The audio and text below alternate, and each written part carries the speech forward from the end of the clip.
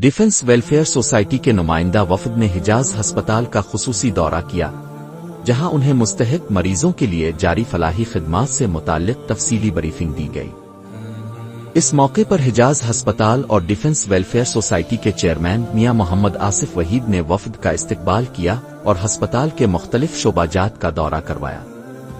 میاں محمد آصف وحید نے مہمانوں کو ہسپتال میں جاری ترقیاتی کاموں سے بھی آگاہ کیا، جن میں انعام تسنیم وحید ٹاور کی تعمیر بھی شامل ہے، جو مستقبل میں مریضوں کو جدید طبی سہولیات کی فراہمی کے لیے ایک اہم سنگ میل ثابت ہوگا۔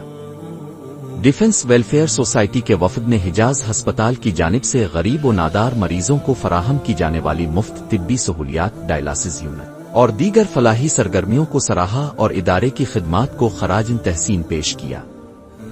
اختتام پر ایک روح پرور دعا کا اہتمام کیا گیا، جس میں معروف دینی اسکالر مفتی طارق مسعود نے شرکت کی اور اجتماعی دعا میں شامل ہوئے۔